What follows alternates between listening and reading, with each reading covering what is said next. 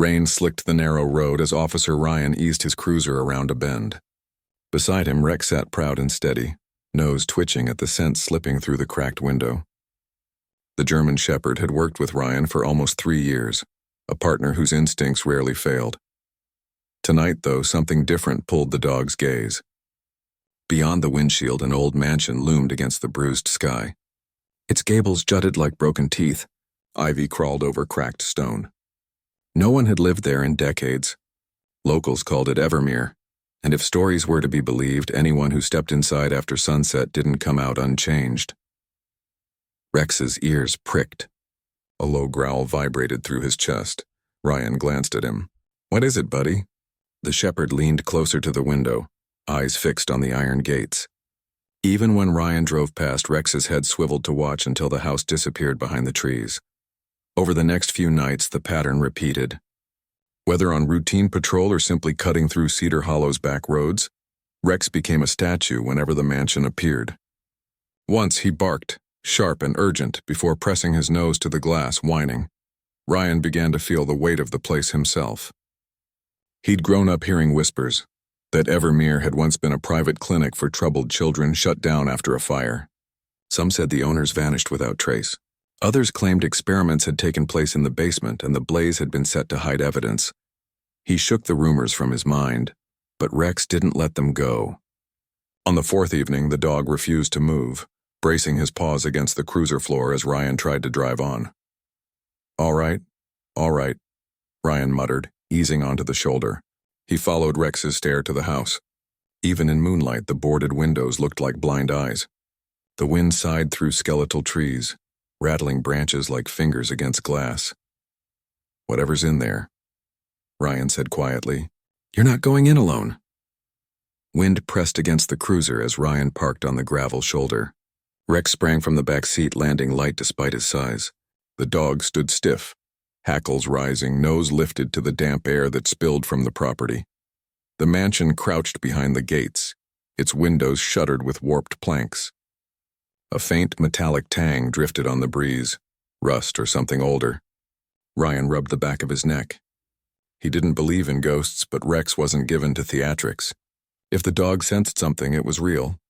"Come on," Ryan said, clipping the leash to Rex's harness. They walked along the fence line.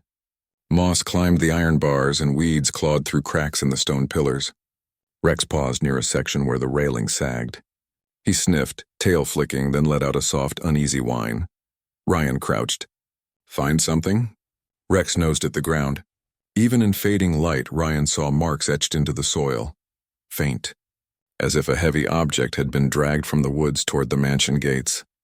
Back in the cruiser, Ryan entered a quick note into the shift log. Odd disturbance near Evermere. Possible trespassers. Recommend day inspection. He hesitated before hitting send, wondering if his colleagues would laugh. Then Rex nudged his elbow with a wet nose as if urging him on. Ryan submitted the report. That night, as he drifted toward sleep, Ryan's thoughts circled the house. What kept pulling Rex back? And why, after 30 silent years, would anyone be prowling around those gates? The mansion crouched behind the gates, its windows shuttered with warped planks. A faint metallic tang drifted on the breeze, rust or something older. Ryan rubbed the back of his neck. He didn't believe in ghosts, but Rex wasn't given to theatrics. If the dog sensed something, it was real. "Come on," Ryan said, clipping the leash to Rex's harness. They walked along the fence line. Moss climbed the iron bars and weeds clawed through cracks in the stone pillars. Rex paused near a section where the railing sagged. He sniffed, tail flicking, then let out a soft, uneasy whine. Ryan crouched. "Find something?" Rex nosed at the ground. Even in fading light, Ryan saw marks etched into the soil. Faint, as if a heavy object had been dragged from the woods toward the mansion gates. Back in the cruiser, Ryan entered a quick note into the shift log. Odd disturbance near Evermere. Possible trespassers. Recommend day inspection. He hesitated before hitting send, wondering if his colleagues would laugh. Then Rex nudged his elbow with a wet nose as if urging him on. Ryan submitted the report. That night, as he drifted toward sleep, Ryan's thoughts circled the house. What kept pulling Rex back? And why, after 30 silent years, would anyone be prowling around those gates? Morning mist clung to Cedar Hollow as Ryan parked outside the station. Rex bounded from the back seat, tail wagging, but his ears stayed pricked toward the tree-lined road that led to Evermere. Even in daylight, the house seemed to sit like a bruise on the horizon. Inside, Ryan poured coffee while reading the overnight dispatches. No reports near the mansion. He debated mentioning last night's discovery, then decided a casual word wouldn't hurt. Strangest thing, he told Sergeant Hall as she signed forms. Rex keeps keying on the old Evermere property. I found drag marks by the gate. Hall raised an eyebrow. That ruin? Probably kids daring each other. Maybe, Ryan said, though doubt tightened his voice. Still feels off. He's not usually wrong, Hall shrugged. Log it. I'll clear an hour this week. Take a couple uniforms out there. That afternoon, Ryan and Rex patrolled the southern edge of town. Each time they neared the bend, Rex leaned forward, eyes fixed. When Ryan slowed, the shepherd whined, tugging the leash toward the fence. All right, partner. Ryan crouched to ruffle Rex's ears. Tomorrow we'll get a closer look. The following morning dawned gray, clouds bruising the sky above Cedar Hollow. Ryan pulled his cruiser up outside Evermere's rusted gates.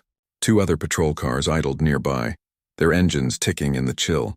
Sergeant Hall stood with a clipboard, talking to Officer Mason while Rex sat alert at Ryan's heel, eyes locked on the mansion. Morning, Hall called. Let's make this quick.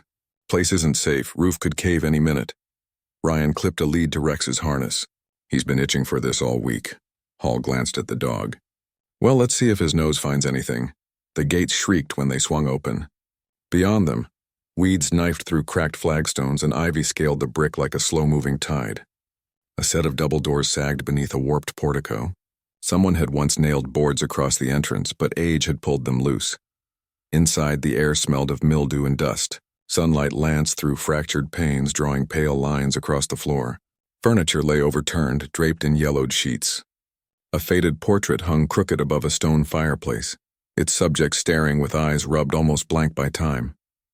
Rex padded forward, nose twitching. He stopped at the base of a staircase, tail stiff. Ryan followed his gaze to a shadowed landing where wallpaper peeled in strips. Nothing moved, but the hair on Ryan's arms rose. Basement access is usually off the kitchen, Hall said. Mason, check the east hall. Ryan, you and Rex sweep the rear. They moved through rooms heavy with silence. Rex sniffed along the floorboards, then at a doorway leading to the back of the house. The kitchen was a shell. Rusted stove, toppled chairs, fragments of glass crunching underfoot. In one corner, half hidden by a fallen cabinet, lay a narrow door secured by a tarnished padlock. Ryan crouched. What do you think, boy? Rex lowered his head, pressing his nose to the crack at the base. A muffled woof escaped him. His body went taut. Hall, Ryan called softly. She joined them, frowning at the lock. Can't break it without a warrant. Looks like a cellar, though. Rex scratched once at the threshold, then sat, eyes on Ryan. Yeah, I know, Ryan murmured. Something's down there. They photographed the door and recorded its position, then continued the sweep.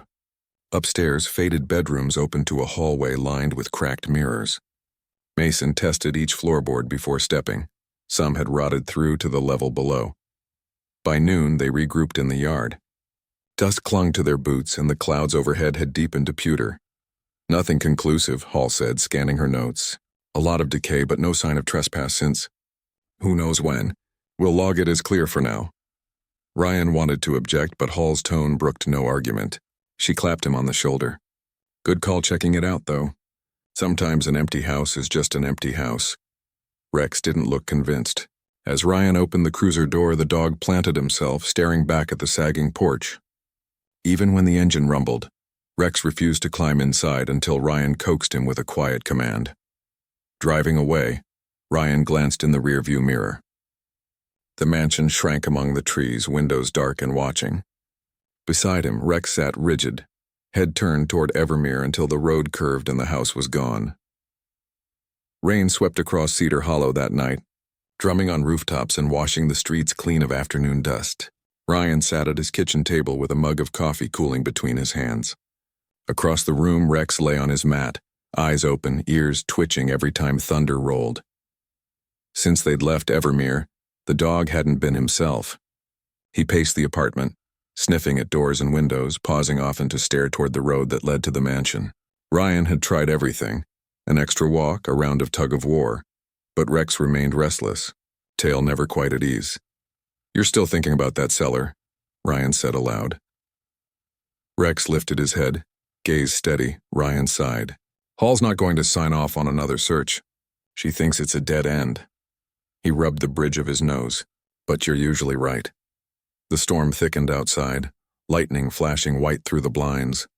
Ryan stood and pulled on his jacket. "Come on, boy. One more look, then we sleep."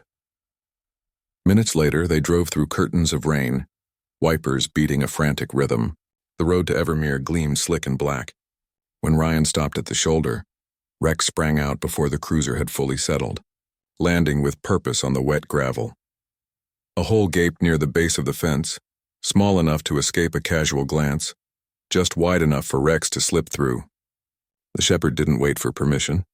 He trotted across the overgrown lawn, pausing only to sniff the air. Ryan followed, boots sinking into mud. The mansion loomed ahead, windows blank and dripping with rain. He felt a tug in his gut, the same unease that had prickled during the day search. Rex led him around to the rear of the house. Water cascaded from clogged gutters, pooling near the stone steps that descended to the kitchen door. There, half hidden beneath a mat of wet leaves, something gleamed. A metal hinge, newly oiled.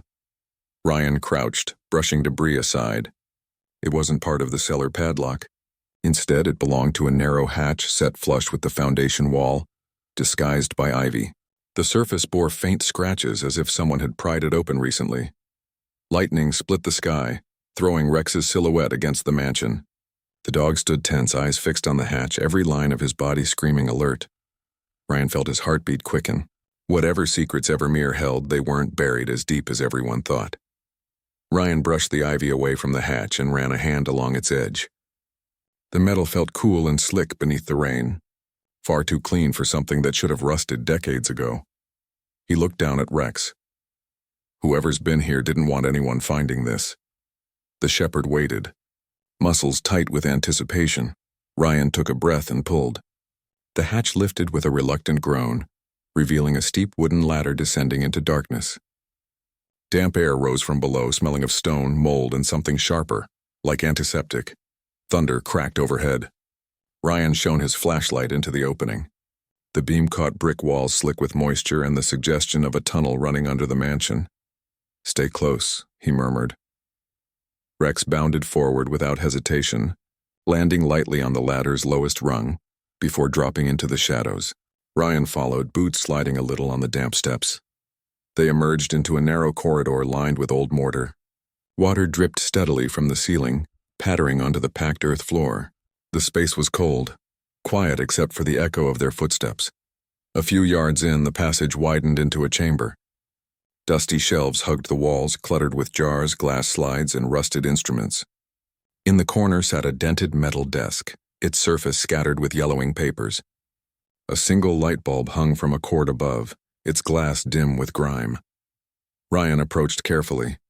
The papers weren't blank. Faint writing crawled across them in a neat clinical hand. Dates, patient numbers, notes about behavioral response, and sedation levels. He frowned. What were they doing down here? Rex sniffed along the edges of the room, nose to the ground. Suddenly, he stopped near a second doorway at the far wall. A low growl rumbled in his throat. Ryan swung the flashlight. Beyond the threshold lay another corridor, this one sloping deeper, swallowed by blackness. Lightning flared through cracks in the boards above, momentarily illuminating something at the far end of the chamber. A shape, half hidden behind stacked crates. Ryan's pulse spiked. "Hello?" he called. No answer. He stepped closer, beam steady on the shape. It was a small cot draped with a thin blanket and beside it a metal tray containing a cup and spoon. Both looked recently used. Someone had been living here. Rex's hackles bristled. He turned toward the descending tunnel, nose working furiously. Ryan crouched beside him. "You smell them, huh?" "Not long gone." The storm outside surged, rain pelting the roof boards above. Somewhere deeper in the passage, a soft sound drifted back. Not quite footsteps, not quite the wind. Ryan's instincts told him to call for backup, but he knew the time it would take to get another unit here. Whoever was down there might vanish with evidence that could explain decades of mystery. He checked his radio. then looked at Rex. "We go slow. Stay sharp." With the shepherd leading, they edged toward the sloping tunnel, the beam of Ryan's flashlight piercing a darkness that seemed to press back against the light. Every sense told Ryan they were no longer alone. The tunnel narrowed as Ryan and Rex moved forward, their shadows trembling against the walls. Water ran in shallow rivulets along the floor, gleaming in the beam of the flashlight. Rex stopped suddenly, body rigid. A low, warning growl vibrated in his chest. Ryan crouched beside him. "Easy, boy." A faint clink echoed from deeper in the corridor, metal brushing stone. Then a voice, hoarse and uncertain, floated out of the dark. "Who's there?" Ryan's fingers tightened on the flashlight. "Police," he called. "Step out where I can see you." Silence, then a rustle of fabric. A figure emerged slowly from the shadows. A thin man in a stained lab coat, hair long and white, eyes wide behind round glasses. He raised trembling hands. "Don't shoot," he rasped. I'm not armed." Ryan steadied the light on him. "Name?" The man licked cracked lips. "Dr. Layton." Ryan recognized the name from Old Town files, the physician who had run Evermere's children's clinic before it closed. "He was supposed to have died in the fire. You've been hiding here all this time?" Ryan asked. Layton's gaze darted toward the chamber behind him, where dim lamplight leaked through a gap in the wall. "I stayed to protect the records. They wanted them destroyed." Who's they?" Ryan demanded. Before the doctor could answer, a heavy thud sounded above, followed by the creak of floorboards. Someone else was in the house. Rex barked once, sharp as a gunshot, then surged toward the noise. Ryan grabbed the lead and followed as the shepherd lunged into a side passage. The corridor twisted, climbing toward a narrow stairwell. At the top, a trapdoor hung ajar, rainwater dripping through. Ryan pushed it open and emerged into the mansion's kitchen. A tall silhouette was slipping through the rear doorway, clutching a bundle wrapped in cloth. Files, by the look of it. "Stop," Ryan shouted. The figure bolted into the storm. Rex tore free of the lead and gave chase, his paws kicking up spray. Lightning strobed across the yard, catching the runner's face. A man in his 40s, jaw set, eyes frantic. Ryan sprinted after them, heart hammering. Rex closed the distance in seconds, leaping high and knocking the thief into the wet grass. Papers burst from the bundle, scattering across the ground like pale birds. Ryan caught up, breath burning. He snapped cuffs onto the man's wrists while Rex stood guard, rain streaming from his coat. When Ryan turned, Dr. Layton had followed them out, blinking against the storm. "He was sent to erase everything," the doctor said. "If your dog hadn't found me." Ryan met Rex's bright gaze, pride and relief mixing in his chest. "Good work, partner." Red and blue lights pulsed against the wet trees as additional units arrived at Evermere. Officers swept across the sodden yard, collecting scattered papers and securing the man Rex had brought down. Hall strode through the rain toward Ryan, her coat plastered to her shoulders. "What in the world happened here?" she demanded. Ryan gestured toward the tunnel hatch. "There's more under the house, files, equipment, and Dr. Layton, he's alive." Hall blinked, startled. "The physician? From the clinic fire?" Layton stood nearby, hunched inside a borrowed jacket. "It wasn't a fire," he said quietly. "A few of us refused to destroy records from our research. Proof of who funded it. Someone set the blaze as cover. I escaped but stayed hidden to protect what I could." Hall's gaze slid to the suspect sitting cuffed in the mud. "And him?" "One of the people who didn't want this coming out," Ryan answered. "Tried to take the evidence before we found it." Rex shook water from his coat, then sat at Ryan's feet, tail giving a tired thump. Hall knelt to scratch behind the shepherd's ears. "Seems we owe you, big guy," she said. Evidence teams descended into the tunnels, photographing every scrap of paper and sealing crates for transport. As dawn spread thin gold across the trees, Ryan watched the last of the boxes loaded into vans. The mansion, stripped of its secrets, looked smaller somehow, less menacing, more weary. Layton approached, eyes damp behind his glasses. "If not for your dog, all of this would still be buried. Families will finally learn the truth." Ryan rested a hand on Rex's neck. "He doesn't quit when something's wrong. That's why we trust him." When the last patrol car pulled away, Ryan and Rex lingered at the gates. The storm had passed, leaving the ground slick and shining. A breeze tugged at the ivy on the old walls as though the house itself could breathe again. Ryan opened the cruiser door. "Come on, partner. Time to get you breakfast." Rex leapt inside, settling into his usual spot with a sigh that sounded almost content. As they drove off, the sun broke through the clouds, spilling light over the road ahead. Behind them, Evermere stood quiet at last, a relic freed from the weight of its secrets, thanks to one persistent dog and the bond that refused to let the truth stay hidden.